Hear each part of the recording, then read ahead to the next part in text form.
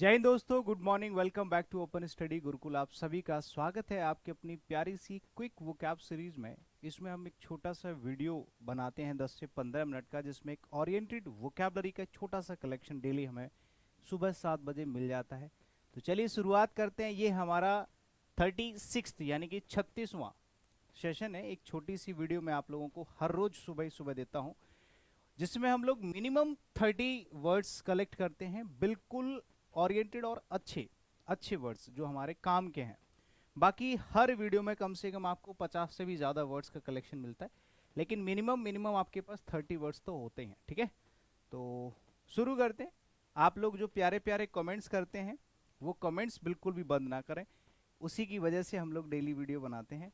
ठीक है, आप लोगों को बहुत ज़्यादा ज़रूरत है इस सेशन की, इसीलिए चलो शुरू करते हैं आज की क्लास का। आज के इस छोटे से वीडियो का पहला वर्ड आप सभी लोगों के सामने है, एग्जाम ओरिएंटेड है, मोस्ट इंपॉर्टेंट है, मोस्ट रिपीटेड वर्ड है कैमोफ्लेग। कैमोफ्लेग एक वर्ड होता है जिसका मतलब होता है किसी चीज़ को छिपाना। जैसे कि अगर मैं अपने आप को छिपा करके आपको कुछ और प्रिटेंड करूं, कुछ लोग जैसे होते हैं वो खुद को छिपा करके कुछ और दर्शाना चाहते हैं। जैसे कि आपने देखा होगा जो कुछ मांगने के लिए आपके पास आते हैं दरवाजे पे, ठीक है, बहरूपिया जिनको कहते हैं, तो वो अपने आप को छिपा लेता है। यानी कि एक्चुअली जो आदमी होता है वो अपने आप को छिपा करके अपने आप को डिस्गाइज कर लेता है, यानी कि भेष बदलना आप इसको कह सकते हैं। छिपाना या फिर भेष बदलना भी कह सकते हो। क्या भाई? अपने आप को छिपाना या फिर भेष बदलना, किसी को धोखा देना, ये नेगेटिव सेंस में यूज किया जाता है। ठीक है, भेष बदलना या फिर क्या करना, किसी को धोखा देना। यहाँ पे जो वर्ड है ना हॉक्स, हॉक्स का मतलब होता है किसी को छलना, छल करना, किसी के साथ धोखा करना। ठीक है, ये कब होगा? जब अपने आप का रूप अलग कर लेगा कोई आदमी। या आप लोगों ने कहानियों में बहुत सुना होगा कि उस व्यक्ति ने अपना भेष बदल के उसको छल लिया, डिसगाइज करना। एंटोनियम में होता है कि प्रैंक कर रहे हैं भैया। जैसे प्रैंक नहीं किया जाता है, यूट्यूब वीडियोस आप लोगों ने देखे होंगे, प्रैंक करते हैं कुछ और बन के, फिर बाद में अपने आप को रिवील कर देते हैं। ठीक है, हाँ, मैथ्स वाले बाबा टाइप कुछ डिस्क्लोज करना अपने आप को, ठीक है, सबके सामने रखना। पहला वर्ड है 1 2 3 4 5। 5 वर्ड हमें पहले फॉर्मेट में मिल गए। ऐसे ऐसे 10 से 12 अगर फॉर्मेट हो गए तो हमारे पास 50 से भी ज्यादा, मतलब 60 वर्ड्स ऑलमोस्ट हमारे पास हो जाते हैं।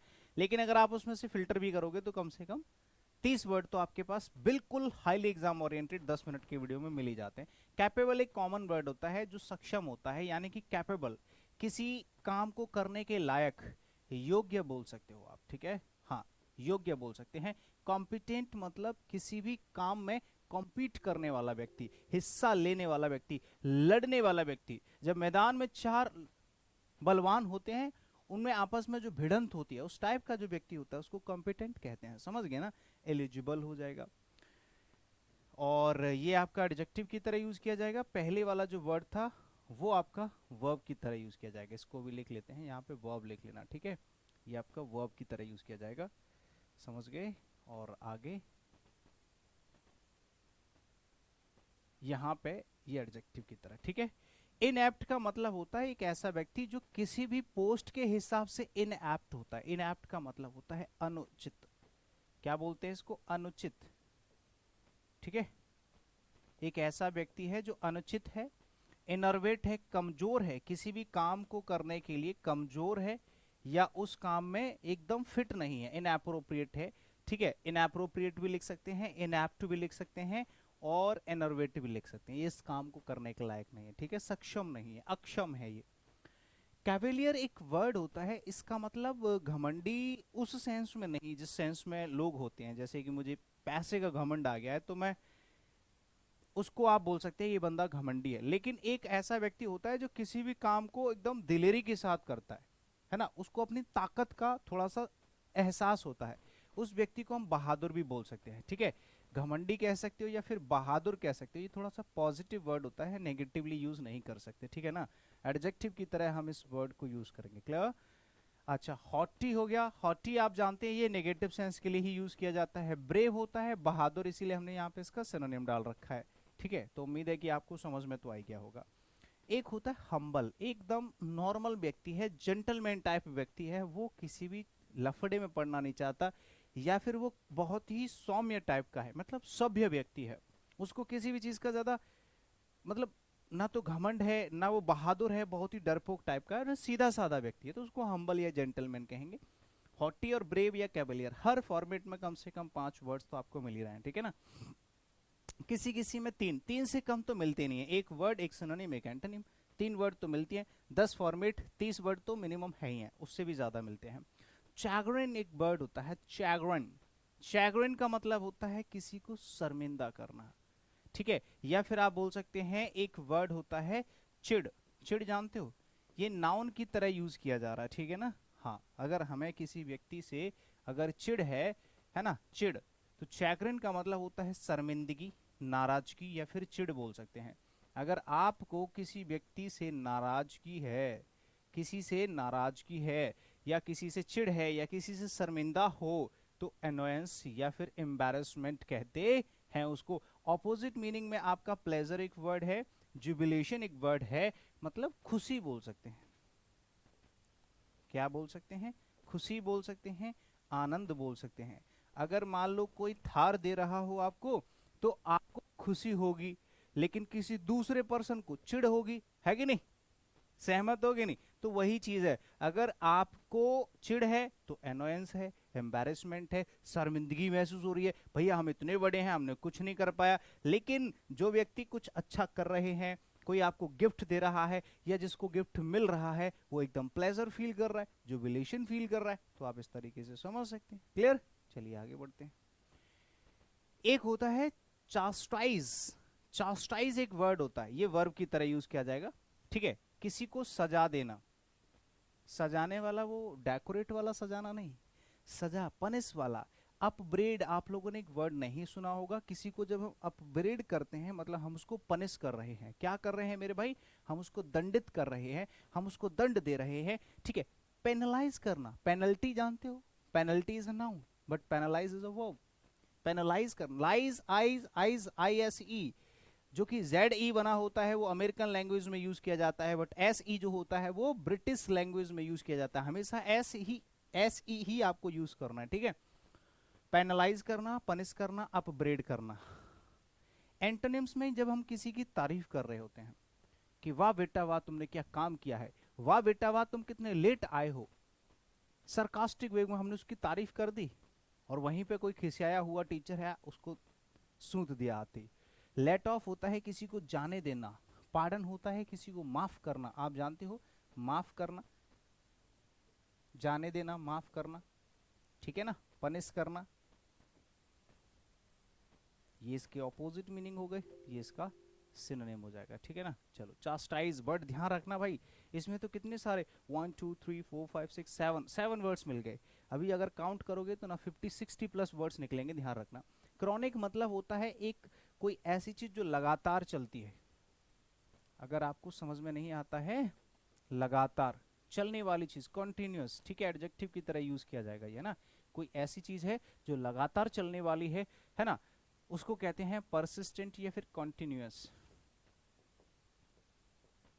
कॉन्टिन्यूअस, ठीक है। कोई भी ऐसी चीज है जो कंसिस्टेंसी के साथ लगातार चलती रहती है, उसको परसिस्टेंट कहते हैं, दृढ़ कहते हैं, दीर्घकालीन कहते हैं, लंबे समय तक।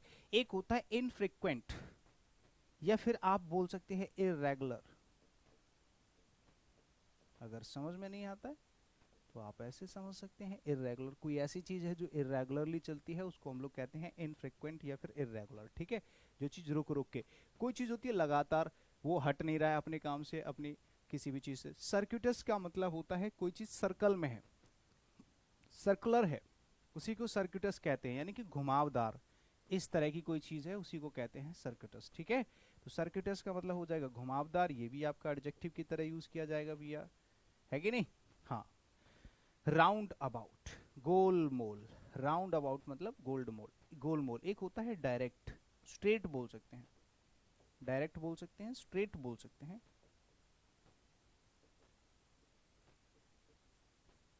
ठीक है, स्ट्रेट बोल सकते हैं।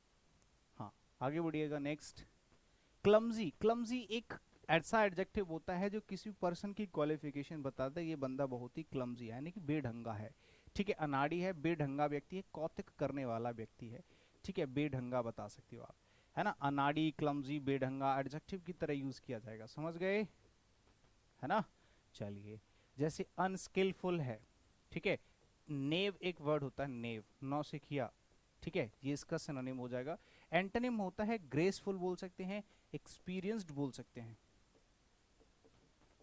एक्सपीरियंस्ड, ठीक है, स्किल्ड बोल सकते हैं। एक ऐसा व्यक्ति है जिसके अंदर स्किल्स होती हैं उसको स्किल्ड बोलते हैं कि ये बंदा एकदम एक्सपर्ट है, भाई एक्सपर्ट भी बोल सकते हैं, एक्सपर्ट भी बोल सकते हैं, अडेप्ट भी बोल सकते हैं, ठीक है, निपुण बोल सकते हैं, है ना। बहुत सारे वर्ड्स होते हैं लिखने के लिए तो, है ना। आगे बढ़िए, एक होता है कंपैशन, कंपैशन मतलब होता है किसी को ग्रेस दे दिया आपने, दया कर दी किसी पर, पिटी, पिटी होता है, दया होती है, ग्रेस होता है, ठीक है। हाँ, ये क्या है, नाउन की तरह यूज किए जाते हैं सारे के सारे वर्ड, दया। और एक होता है मीननेस, ठीक है, क्रूएलिटी, ठीक है, क्रूएलिटी होता है और मीननेस होती है जब हम किसी पे कोई दया नहीं खाते हैं। एक वर्ड होता है ब्रूटिलिटी, ब्रूटिलिटी आपने सुना होगा। ये सारे के सारे इसके ऑपोजिट मीनिंग हो जाएंगे कंपेशन के, ठीक है। एक होता है डोसाइल, डोसाइल मतलब होता है विनम्र, सीधा साधा व्यक्ति। अगर कोई आज्ञाकारी व्यक्ति है तो उसी को हम लोग डोसाइल कहते हैं। एडजेक्टिव की तरह हम इस वर्ड को यूज करेंगे, पार्ट्स ऑफ स्पीच आपका एडजेक्टिव हो जाएगा। आगे जैसे सबमिसिव है, ठीक है, विनम्र टाइप का व्यक्ति है, सबमिसिव है, मीक है, मीक जानते एक वर्ड होता है मीक, मतलब बहुत ही सीधा साधा व्यक्ति है, ठीक है ना। हाँ, एक गुलिबल वर्ड होता है, डोसाइल होता है, ओबीडियंट होता है, बहुत सारे वर्ड्स होते हैं, ठीक है, ये इसके सिनोनिम्स हो जाएंगे। एंटोनिम्स में आपका आता है अपोजिंग, हमेशा विरोध करने वाला व्यक्ति है। अनविलिंग एक ऐसा पर्सन है जो हमेशा विरोध करता है किसी चीज का, अरे ये नहीं होना चाहिए, उल्टा, उल्टा हर चीज का उल्टा चलने वाला जो व्यक्ति होता है, अनविलिंग, ठीक है। हाँ, तो अपोजिंग हो जाएगा, है ना। चलिए, ये इसका क्या हो जाएगा, ऊट पटांग व्यक्ति, मतलब समझ गए आप लोग। चलिए नेक्स्ट, चलो इतने ही वर्ड्स थे हमारे। कितने फॉर्मेट्स हो गए भाई, टोटल फॉर्मेट्स हमारे आज की क्लास में 11, आई थिंक 11 का अगर 5 से मल्टीप्लाई करोगे तो 55 वर्ड्स। लेकिन कम से कम हम तो 30 तो मान के चलते हैं, 30 प्लस वर्ड्स तो हमारे पास रहते ही हैं, इससे कम तो कोई सेंस बनता ही नहीं है। इससे ज्यादा वर्ड्स मिल जाते हैं हमें डेली, कम से कम 50 से भी ज्यादा वर्ड्स मिलते हैं, लेकिन उसमें कुछ वर्ड्स ऐसे होते हैं जो कॉमनली यूज किए जाते हैं, वो हमारे एग्जाम के पॉइंट ऑफ व्यू से हो सकता है कि उतने इफेक्टिव ना हो, लेकिन 30 वर्ड्स तो आपको ऐसे मिल ही जाते हैं जो बहुत ज्यादा जरूरी होते हैं, इंपॉर्टेंट होते हैं, ठीक है। ये ओपन स्टडी टेलीग्राम चैनल जरूर ज्वाइन कर लेना, यहाँ पे आपको पीडीएफ मिलती है हर क्लास की। कॉन्टैक्ट नंबर्स, जो लोग नए हैं सब्सक्राइब कर लिया करो भाई, है ना, और अपने दोस्तों को शेयर कर दिया करो, सेशन को लाइक करके उस पर लास्ट में जो कमेंट करते हो ना बड़ा प्यारा सा, वो जरूर किया करो, उसके बिना तो कुछ नहीं है, समझ रहे हैं। हाँ, आलस आ जाता है फिर अगर कमेंट नहीं करोगे। Thank you so much, bye bye, शुक्रिया, मिलते हैं नेक्स्ट सेशन में, बाय बाय।